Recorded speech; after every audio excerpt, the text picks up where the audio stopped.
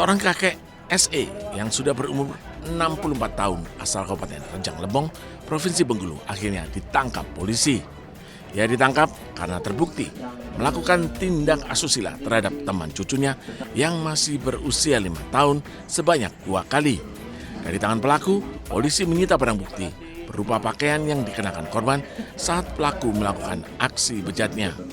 Kejadian bermula saat korban dan cucunya sedang bermain di rumah pelaku. Kemudian pelaku menyuruh cucunya untuk membeli jajanan di sebuah warung. Pelaku lalu melejakkan korban. Pada aksi kedua, perbuatan pelaku ada yang melihat sehingga diceritakan kepada warga.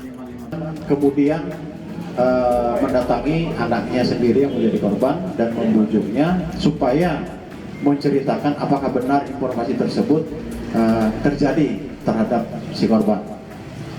Dan kemudian ternyata benar hasil dari pengakuan korban sendiri. Atas perbuatannya, pelaku dijerat pasal perlindungan anak dengan ancaman pidana 15 tahun penjara dan denda maksimal 5 miliar rupiah. Dari Rejang Lebong, Bengkulu, Widodo Waluyo, iNews melaporkan.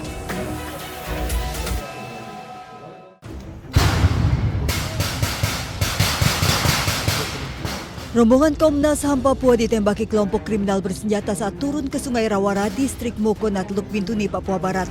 Rombongan ditembak dari arah seberang sungai saat pencarian Ibtu Tommy Marbun yang hilang sejak Desember 2024. Pasukan Brimob yang melakukan pengamanan berhasil memukul mundur kelompok kriminal bersenjata ke dalam hutan hingga rombongan akhirnya berhasil dievakuasi. Kurang lebih pas jam 7:10 kami ditembak oleh kelompok sipil bersenjata. Kami berlima, syukur bisa selamat melakukan perlindungan diri, 4 kali ditembak dan syukur mendapat perlindungan dari anggota Brimob melakukan tembakan balasan dan kami bisa selamat. Aparat terus menggelar operasi pencarian Ibtu Tommy Marbun yang hilang sejak Desember 2024. 510 personil gabungan diterjunkan dalam operasi AB Moskona tahap 3. Mantan Kasat Reskrim Polres Teluk Bintuni, Ibtu Tommy Samuel Marbun hilang sejak Desember 2024 usai kontak tembak dengan KKP Papua. Dari Teluk Bintuni, Papua Barat, Chandri Suripati, iNews melaporkan.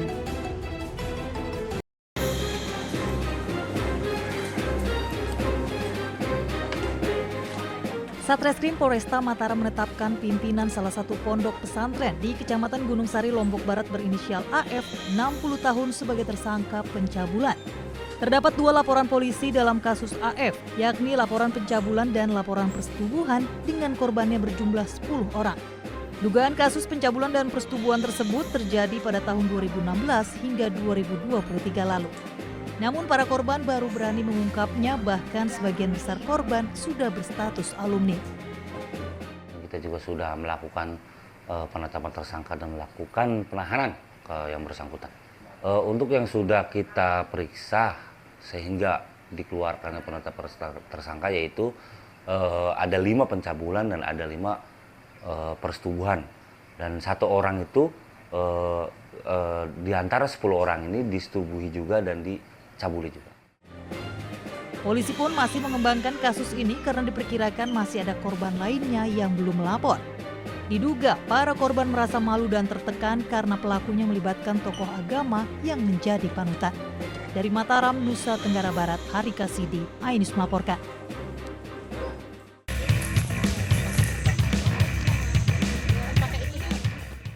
Seorang warga negara asing asal Norwegia ditemukan warga di dalam sebuah parit di ladang Nagari, Pangkalan, Kabupaten 50 Kota dalam kondisi tertelungkup dengan mengenakan kostum olahraga dan sepeda. Korban bernama Gabriel, 71 tahun, dievakuasi tim Basarnas, polisi, dan anggota TNI. Jenazah korban dibawa ke Rumah Sakit Bayangkara Polda Sumatera Barat di Kota Padang guna proses otopsi. Menemukan pada pukul 07.30 warga tersebut melaporkan kejadian tersebut ke Wali Nagari Mangilang, dan Wali Nagari Mangilang melaporkan kejadian tersebut ke Kapolsek Pangkalan. Diduga korban terjatuh saat bersepeda hingga ditemukan sudah meninggal dalam kondisi mengapung. Pihak rumah sakit masih menunggu kabar kedatangan pihak keluarga untuk penanganan lebih lanjut. Dari Kota Padang, Sumatera Barat, Budi Sunandar, iNews melaporkan.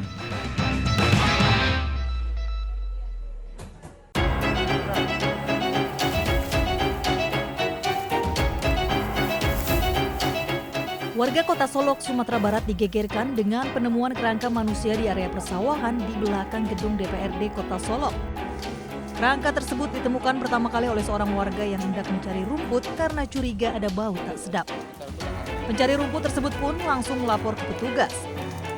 Petugas kepolisian dari Polres Solok Kota mendatangi lokasi dan melakukan proses identifikasi jenazah korban. Korban yang diketahui bernama Ujang, warga Kampung Jawa, Kota Solok ternyata sudah dilaporkan hilang lebih dari 1 bulan. Ia tak pernah kembali ke rumah usai membeli beras di warung. Kasus ini pun dalam proses penyelidikan kepolisian Polres Solok Kota. Dari Kota Solok, Sumatera Barat, Budi Sunandar, iNews melaporkan.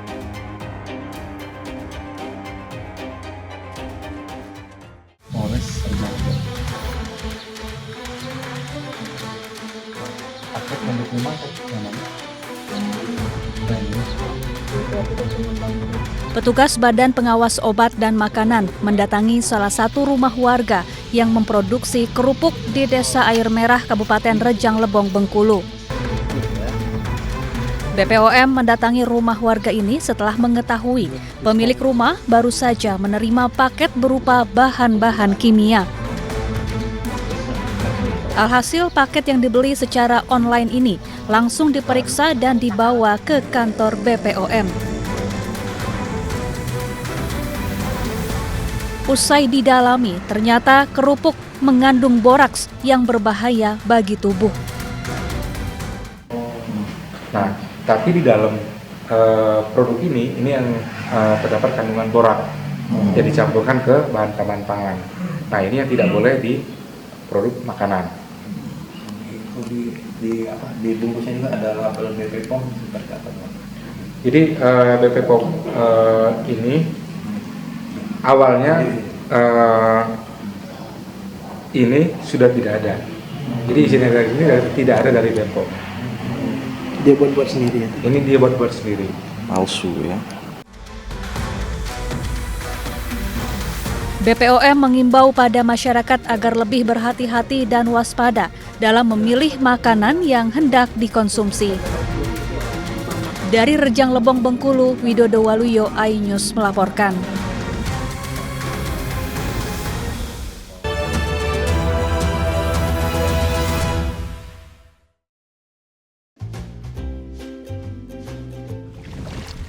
Weh, Dok, kenapa ya? Kalau habis nanam mangrove, badan rasanya jadi seger semua. Apa aja maksudnya? Ya kan, kita nanam mangrove, kita jaga lingkungan, aktivitas tubuh, bikin badan jadi sehat. Kirain apa sih ini, Jak?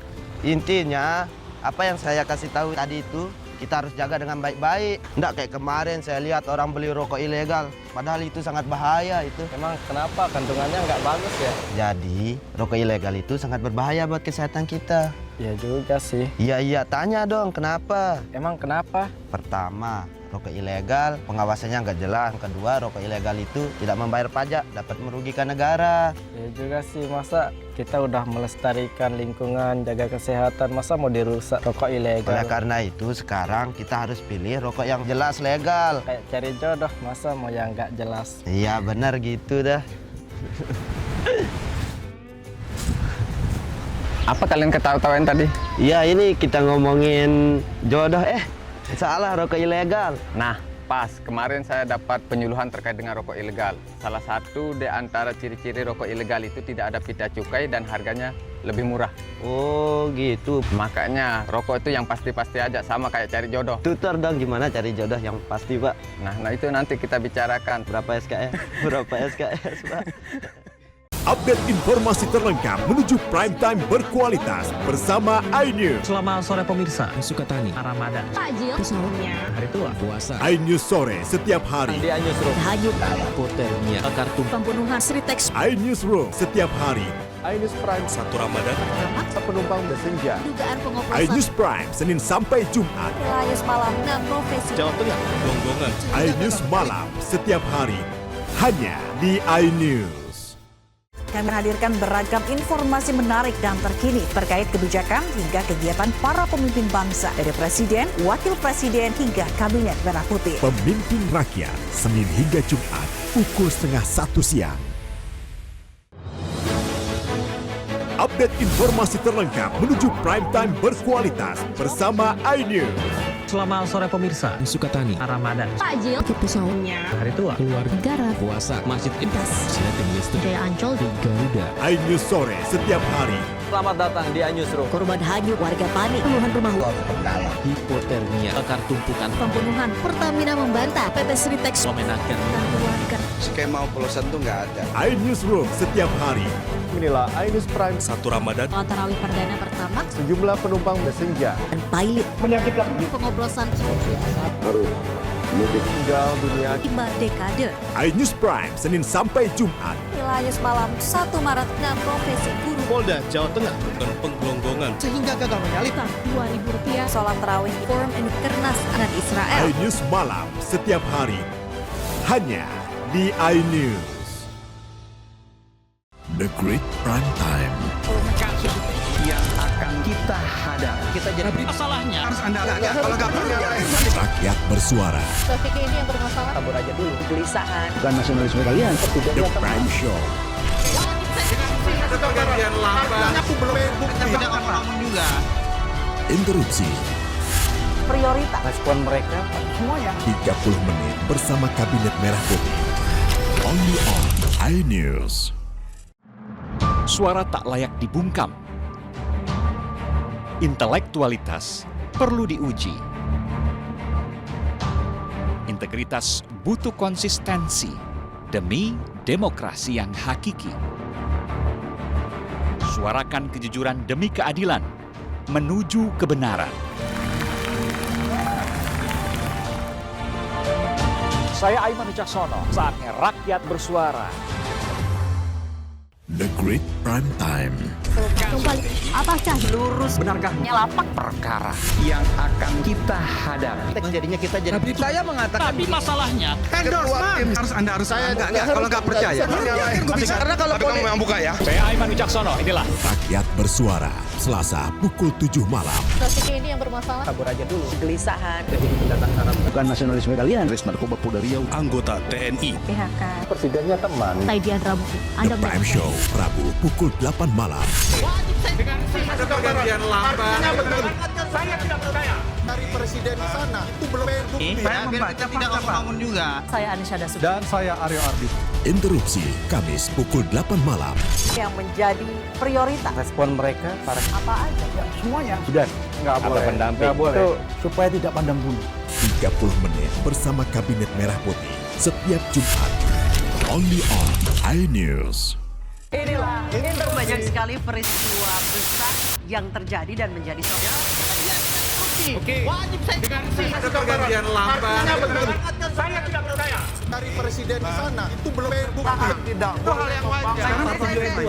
Siapakah raja kecil yang dimaksud? Tidak ngomong juga. Konsumen korban lagi, nggak dapat barang sekarang kita. Nah, ini pengawasannya juga lemah. Ya Prosesnya belum selesai. Kan ada mengoreksi. Dialihkan ke tempat lain. Jangan dipotong, Bang. Interupsi hanya di iNews. Taidian Rabu, Anda menyaksikan The Prime Show. Investigasi eksklusif. Apa yang melatar belakangi? Meragukan nasionalisme kalian. Kabur aja dulu. Menyebar kemanapun. Luar biasa. Mengupas isu-isu terhangat. Kerja di luar negeri. Bawa narkoba dari serang anggota TNI. Penyelidikan. Sebuah tanya akan dijawab dengan tuntas dan berkelas. Makin viral. Pelanggaran syariat Islam. The Prime Show setiap Rabu pukul 8 malam di iNews. Weh, Dok, kenapa ya? Kalau habis nanam mangrove, badan rasanya jadi seger semua. Apa aja maksudnya? Ya kan, kita nanam mangrove, kita jaga lingkungan, aktivitas tubuh, bikin badan jadi sehat. Kirain apa sih ini, Jak?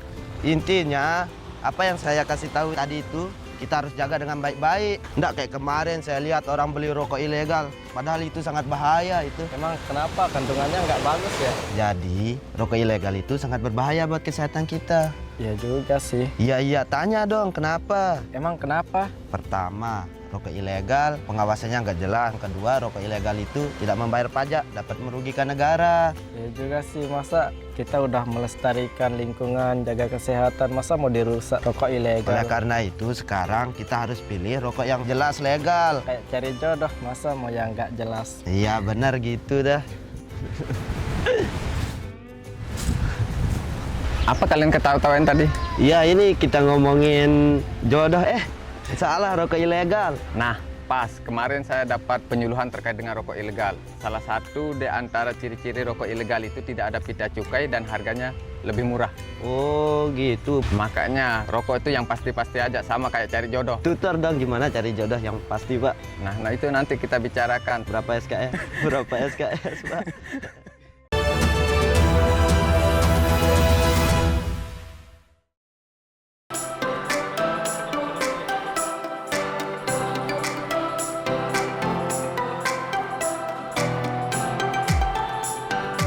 Sekarang kita lagi ada di Blok M, tempatnya Gen Z, tapi ada makanan Palembang namanya mie celor. Nih dia, tuh. Langsung aja ya sobat makan, serbu makan, borong, let's go! Mie celor selalu diburu pecinta kuliner Palembang karena mampu mengobati rindu makanan khas Palembang dengan rasa yang bikin ketagihan. Mie celor merupakan hidangan yang diseduh dengan kuah panas, perpaduan santan dan kaldu udang. Semakin nikmat disajikan dengan telur rebus, toge, dan kucai. Overall dari rasanya, dari mie-nya itu kenyal, dipadukan dengan kuah yang creamy. Creamy-nya itu ada manisnya, ada gurihnya, ada asinnya. Jadi dia menyatu di kuah yang creamy ini. Apalagi toppingnya tadi ada udang. Udangnya manis, fresh.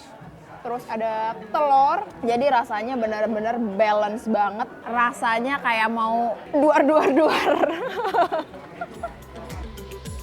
Tak hanya mie celor, kedai yang berada di kawasan Melawai, Blok M, Jakarta Selatan ini menyediakan juga berbagai makanan khas kota Venesia dari timur, seperti tekwan yang lembut dan gurih, serta kue maksuba yang empuk dan manis.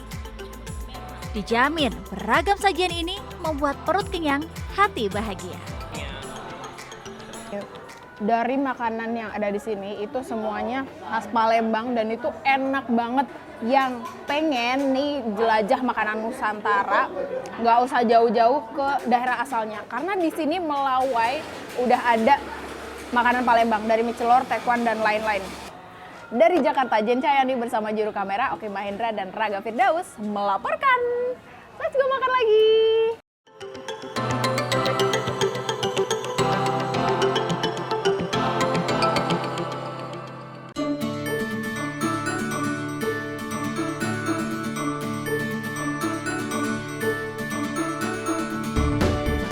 Yang suka jenang silahkan merapat. Lokasinya ada di Pasar Lempuyangan, Yogyakarta. Meski berada di dalam pasar, namun jenang Bu Gesti sangat legendaris. Bahkan sudah diteruskan generasi kedua. Soal cita rasa yang khas tak perlu khawatir. Penerus jenang Bu Gesti tetap mempertahankan resep asli warisan sang ibu yang berjualan sejak tahun 1950. Tak heran kudapan legendaris ini menjadi langganan para tokoh nasional dan sering dipesan keluarga Keraton Yogyakarta. Hingga saat ini, warung Bu Gesti tetap mempertahankan 4 jenis jenang, yakni jenang candil yang terbuat dari tepung ketan, jenang sumsum putih dan coklat, serta jenang mutiara. Guna menambah rasa manis, jenang-jenang ini disiram larutan gula Jawa. Tekstur kental dari larutan gula berpadu santan kelapa yang gurih semakin nikmat karena disajikan dengan daun pisang. Ibu ya, kalau saya kan cuma dari generasi kedua. Kalau yang dari ibu itu dari tahun 50-an. Dari tahun 50-an, jualannya tetap terus pada Para pelanggan mengaku suka dengan rasa otentik jenang Bu Gesti yang cocok untuk menu sarapan. Tidak begitu manis tapi rasanya kan berbagai rasa tapi bisa menyatu. Sering kesini saya juga. Setiap Sabtu kalau kegiatan Sabtu. Bedanya kalau itu masih hangat. Nah, bagi Anda yang sedang berkunjung ke kota Yogyakarta, bisa menyempatkan mampir ke warung Bu Gesti yang buka setiap hari pukul 8 pagi hingga 12 siang. Cukup merogoh kocek Rp6.000, Anda sudah bisa mencicipi nikmatnya jenang legendaris. Dari Yogyakarta, Heru Trijoko, iNews melaporkan.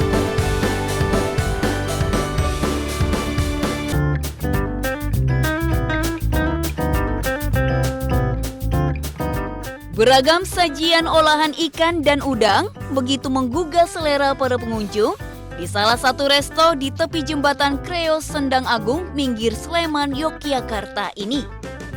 Dengan konsep indoor maupun outdoor, pengunjung dapat menikmati kelezatan sajian kuliner unik dan langka. Di antaranya udang gajah bakar, unagi bakar, udang raja, dan kari ikan bawung jumbo. Udang gajah bakar merupakan udang air tawar berukuran jumbo yang dibakar dengan tambahan bumbu pilihan. Sedangkan udagi bakar merupakan ikan sidat air tawar yang lembut dan lezat. Sementara ikan baung kari diolah dengan bumbu kari spesial yang begitu nikmat disantap saat hangat. Untuk porsi di sini jumbo semua, tapi untuk rasa pastinya sangat medok karena rempahnya sangat banyak sekali di sini. Pemandangan alam bentangan Sungai Progo dan Jembatan Kreo yang menghubungkan Kabupaten Kulon Progo dan Sleman, serta keindahan panorama perbukitan Menoreh selalu setia menemani pengunjung bersantap. Dari Sleman, Yogyakarta, Gali Wisma, iNews melaporkan.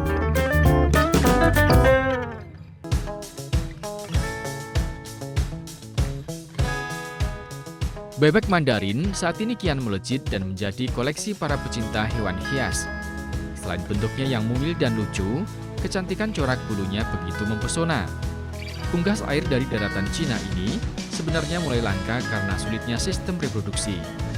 M. Ardiansyah, warga Pakjo Ujung, Kota Palembang, yang membudidayakan bebek Mandarin ini mengaku, bebek ini bertelur hanya sekali dalam setahun saat musim dingin tiba di bulan Juni hingga Desember. Jumlah telurnya pun terbatas tidak lebih dari 12 butir, dengan masa pengereman mencapai 30 hari. Itu pun tidak semua telur bisa menetas. Budidaya bebek Mandarin sebenarnya tidak rumit. Bebek cukup ditempatkan di kandang yang menyatu dengan kolam dan disiapkan pakan dari biji-bijian dan sumber protein lainnya. Perawatan khususnya nggak ada yang terlalu ya, seperti pelihara ayam pada umumnya aja seperti itu. Pakan jagung, beras merah, sama pur. Kita kasih pelet. Sama ada jangkrik, kalau ada ulat Jerman juga seperti itu. Bebek Mandarin memiliki nilai jual yang fantastis. Sepasang anakan bebek Mandarin dijual di kisaran 6 juta rupiah. Sedangkan untuk indukan, harganya bisa mencapai 15 juta rupiah per pasang. Dari Palembang, Sumatera Selatan, Erwin Setiawan, iNews melaporkan.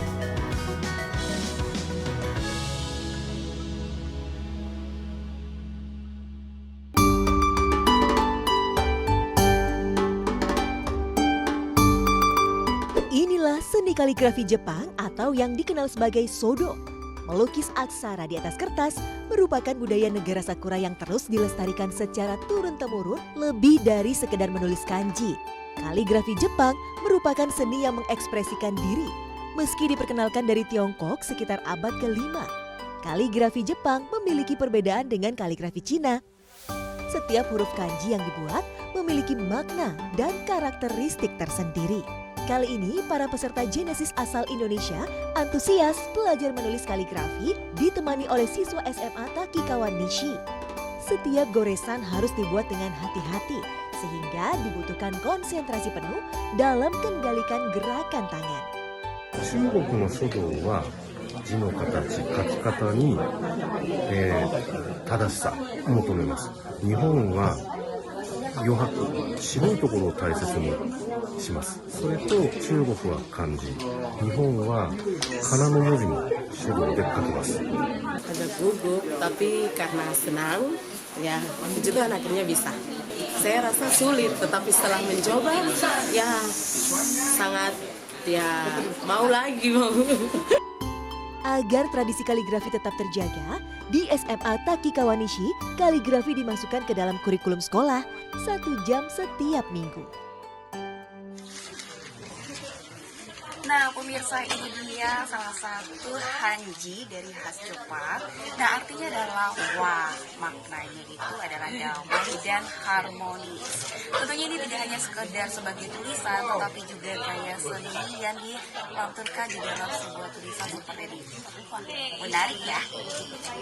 Dengan belajar kaligrafi Jepang, diharapkan bisa mempererat persahabatan Jepang dan Indonesia melalui seni budaya.